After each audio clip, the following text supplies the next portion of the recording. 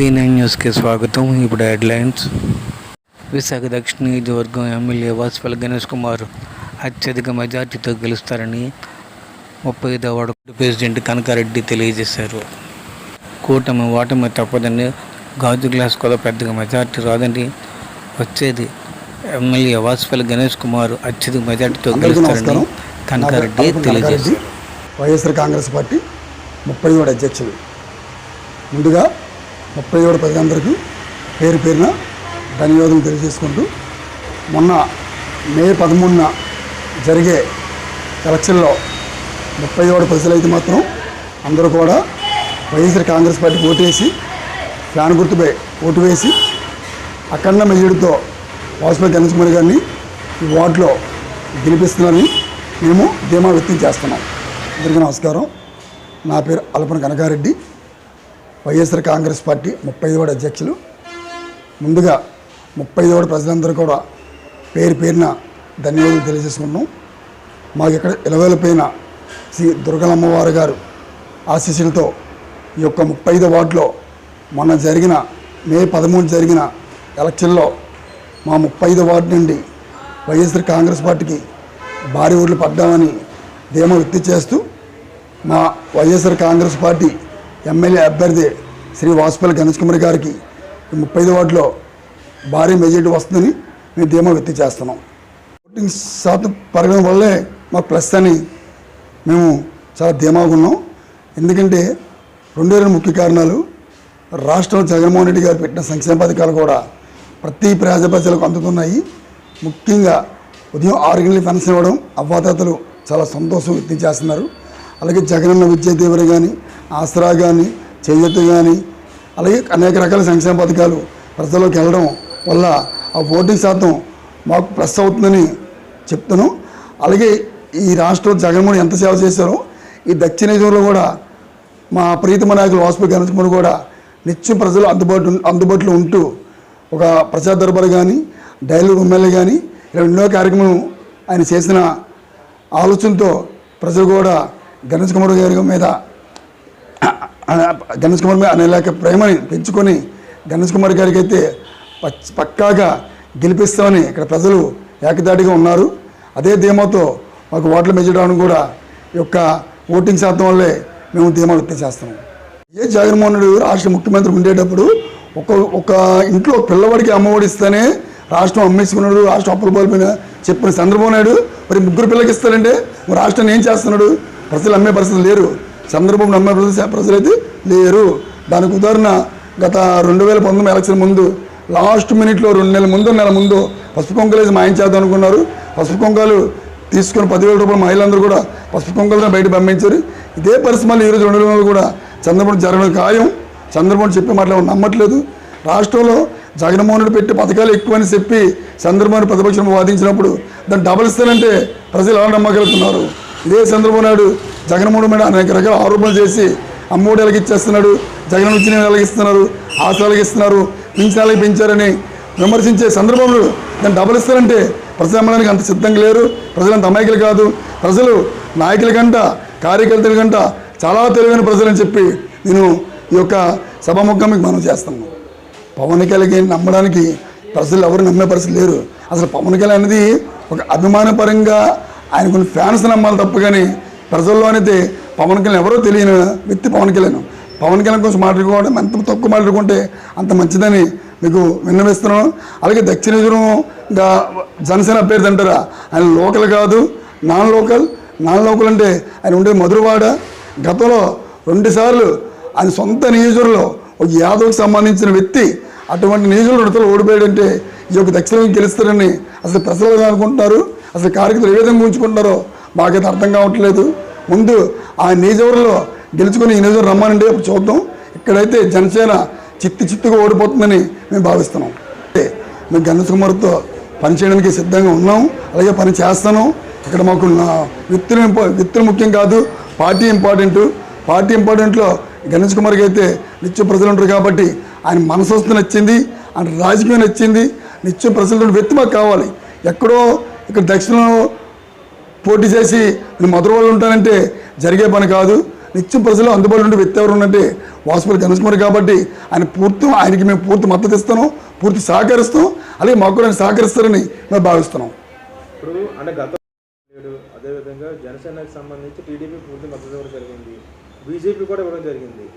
Polling బూత్లు open చేస్తారు కదా, అప్పుడు ప్రచారం తిప్పుకోవడానికి మా పార్టీ సిద్ధంగా ఉందని మేము భావిస్తున్నాం. మరి మీ ఎన్నికల్లో మేమైతే 170 కొడతానికి సిద్ధంగా ఉన్నాం. ముఖ్య కారణం జగన్మోహన్ పెట్టి సంక్షేమ పథకాల వల్లే 170 కొడతామని చెప్పి మేము ధీమా వ్యక్తం చేస్తాం. ఖచ్చితంగా 170 నిజాలు కొడతాను. మళ్ళీ ప్రభుత్వం చేసేది వైఎస్ఆర్ కాంగ్రెస్ పార్టీ అధినేత జగన్మోహన్ రెడ్డి గారు మళ్ళీ 2 రోజుల ముఖ్యమంత్రిగా విశాఖపట్నం ప్రమాణ స్వీకారం చేయడానికి సిద్ధంగా ఉన్నారు. అది 2-3 రోజులకు మేము ప్రకటిస్తాం డేట్ ఇప్పుడనేది ప్రమాణ స్వీకారం. విశాఖపట్నం ప్రజలైతే చాలా చక్కగా ఎదురు చూస్తున్నారు. జగన్మోహన్ ప్రమాణ స్వీకారం ఎప్పుడు చేస్తారు, విశాఖలో పరిపాలక సుపరిపాలన అందిస్తారు జగన్మోహన్ రెడ్డి గారు విశ్వాసంతో విశాఖ ప్రజలు ఎదురు చూస్తున్నారు. ఈ 2024 ఎలక్షన్లో దక్షిణలో ప్రత్యేకంగా ముఖ్యంగా గెలిచేది వైఎస్ఆర్ కాంగ్రెస్ అభ్యర్థి ఎమ్మెల్యే వాసుపల్లి గణేష్ కుమార్ని డంకాబద్ధంగా చెప్తాం. రేపు జూన్ 4న మేము అందరూ కూడా నోరు ముగించే పరిస్థితి వస్తుందని మేము డంకాబద్ధంగా చెప్తున్నాం. అభ్యర్థి తీసుకున్నారు కాబట్టి విశాఖ దక్షిణ నిధుల్లో వాసుపల్లి గణేష్ కుమార్ గెలుస్తుందని చెప్పి డంకాబద్ధ చెప్పగాను. దానికి ముఖ్య కారణం జగన్మోహన్ సంక్షేమ పదవులతో పాటు వాసుపల్లి గారి గణేష్ కుమార్ చేసే సేవలు కూడా దాన్ని తోడయ్యి అసలు యాక్చువల్గా అయితే మేము 2019లో వైఎస్ఆర్ కాంగ్రెస్ పార్టీ ఓట్ల మెజార్టీ ఇచ్చాం 35 ఓట్లు. దానికి 300 రెట్టింపుగా ఈ వైఎస్ఆర్ కాంగ్రెస్ పార్టీ 35 ఓట్ల మెజార్టీ ఇవ్వడానికి సిద్ధంగా ఉన్నాము. అలాగే దక్షిణంలో కూడా వాసుపల్లి గణేష్ ప్రతి ఓట్ల ఆయన చేసే సేవలు ప్రజలందరూ అందుకుంటారు. ఆయనతో పాటు జగన్మోహన్ రెడ్డి సంక్షేమ పథకాలు ప్రజలందరికీ అందుతున్నాయి కాబట్టి ప్రతి వ్యక్తి కూడా ప్రతి లబ్ధిదారు కూడా మీరు జగన్మోహన్కి ఎందుకు ఓటు వేయకూడదు అడుగుతున్నారు. ఓటు ఎందుకు వేస్తామని ఎందుకు వేయకూడదు, జగన్మోహన్కి ఓటు మళ్ళీ వేస్తేనే మా సంక్షేమ పథకాలు మాకు కొనసాగుతాయి అనే ఉద్దేశంతో ప్రతి ఒక్కరు కూడా ఓటు ముందుకు వచ్చారు. అలాగే ఓటును కూడా సాధన పెరగడం కారణం కూడా కొంత మహిళలు కూడా ఓటు వచ్చారు. అవ్వాతాతలు కూడా మేము దగ్గర నుండి వీల్ చైర్తో తీసుకుని ఓట్లు వేయించాం. అంటే జగన్మోహన్ రెడ్డి గారు అపారమైన నమ్మకంతో వచ్చి మరి జగన్మోహన్ సీఎం చేసుకోవాలి అనే ఉద్దేశంతో ఈసారి ఓటింగ్ శాతం పెరిగిన కారణం అది. పక్కాగా మేము దక్షిణ జోన్ గెలుచుకుంటున్నాం. అలాగే రాష్ట్రంలో 175 సీట్లు కూడా గెలుచుకుంటున్నాం. జగన్మోహన్ రెడ్డి రాష్ట్ర ముఖ్యమంత్రి ఉండేటప్పుడు ఒక ఇంట్లో ఒక పిల్లవాడికి అమ్మఒడి ఇస్తేనే రాష్ట్రం అమ్మేసుకున్నాడు, రాష్ట్రం అప్పుల పాలైన చెప్పిన చంద్రబాబు నాయుడు మరి 3 పిల్లలకి ఇస్తారంటే రాష్ట్రాన్ని ఏం చేస్తున్నాడు? ప్రజలు అమ్మే పరిస్థితులు లేరు, చంద్రబాబు అమ్మే ప్రజలైతే లేరు. దానికి ఉదాహరణ గత 2019 ఎలక్షన్ ముందు లాస్ట్ మినిట్లో 2 నెలల ముందు నెల ముందు పసుపు కొంకలు వేసి మాయం చేద్దాం అనుకున్నారు. పసుపు కొంకలు తీసుకొని 10,000 రూపాయలు మహిళలందరూ కూడా పసుపు కొంకలతో బయట పంపించారు. ఇదే పరిస్థితి మళ్ళీ ఈరోజు 2 నెలలు కూడా చంద్రబాబు జరగడం ఖాయం. చంద్రబాబు చెప్పే మాటలు నమ్మట్లేదు. రాష్ట్రంలో జగన్మోహన్ రెడ్డి పెట్టే పథకాలు ఎక్కువని చెప్పి చంద్రబాబు ప్రతిపక్షం వాదించినప్పుడు దాన్ని డబల్ ఇస్తానంటే ప్రజలు ఎలా నమ్మగలుగుతున్నారు? ఇదే చంద్రబాబు నాయుడు జగన్మోహన్ రెడ్డి అనేక రకాల ఆరోపణలు చేసి అమ్మఒడి ఎలాగ ఇచ్చేస్తున్నాడు, జగన్ నుంచి ఎలాగ ఇస్తున్నారు, ఆశలు ఇస్తున్నారు, పింఛనాలకి పెంచారని విమర్శించే చంద్రబాబు దాన్ని డబల్ ఇస్తారంటే ప్రజలు నమ్మడానికి అంత సిద్ధంగా లేరు. ప్రజలు అంత అమాయకులు కాదు. ప్రజలు నాయకుల కంట కార్యకర్తల కంట చాలా తెలివైన ప్రజలని చెప్పి నేను ఈ యొక్క సభాముఖంగా మీకు మనం చేస్తాము. పవన్ కళ్యాణ్ నమ్మడానికి ప్రజలు ఎవరు నమ్మే పరిస్థితి లేరు. అసలు పవన్ కళ్యాణ్ అనేది ఒక అభిమానపరంగా ఆయన కొన్ని ఫ్యాన్స్ నమ్మాలి తప్ప కానీ ప్రజల్లోనైతే పవన్ కళ్యాణ్ ఎవరో తెలియని వ్యక్తి పవన్ కళ్యాణ్. పవన్ కళ్యాణ్ కోసం మాట్లాడుకోవడం ఎంత తక్కువ మాట్లాడుకుంటే అంత మంచిదని మీకు విన్నవిస్తున్నాను. అలాగే దక్షిణగా జనసేన అభ్యర్థి అంటారా, ఆయన లోకల్ కాదు, నాన్ లోకల్ అంటే ఆయన ఉండేది మధురవాడ.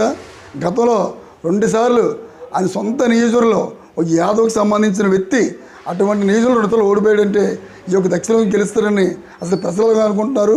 అసలు కార్యకర్తలు ఏ విధంగా ఉంచుకుంటారో మాకైతే అర్థం కావట్లేదు. ముందు ఆ నియోజకవర్గంలో గెలుచుకొని ఈ నియోజకవర్గం రమ్మానండి, అప్పుడు చూద్దాం. ఇక్కడైతే జనసేన చిత్తుగా ఓడిపోతుందని మేము భావిస్తున్నాం. మేము గణేష్ కుమార్తో పనిచేయడానికి సిద్ధంగా ఉన్నాం, అలాగే పని చేస్తాను. ఇక్కడ మాకు వ్యక్తులు ముఖ్యం కాదు, పార్టీ ఇంపార్టెంట్. పార్టీ ఇంపార్టెంట్లో గణేష్ కుమార్కి అయితే నిత్యం ప్రజలు ఉంటారు కాబట్టి ఆయన మనసొస్తు నచ్చింది, ఆయన రాజకీయం నచ్చింది. నిత్యం ప్రజలతో వ్యక్తి మాకు కావాలి. ఎక్కడో ఇక్కడ దక్షిణంలో పోటీ చేసి నేను మధుర వాళ్ళు ఉంటానంటే జరిగే పని కాదు. నిత్యం ప్రజలు అందుబాటులో ఉండే వ్యక్తి ఎవరు ఉన్నట్టే వాసుపల్లి గణేష్ కుమార్ కాబట్టి ఆయనకి మేము పూర్తి మద్దతు ఇస్తాను, పూర్తి సహకరిస్తాం.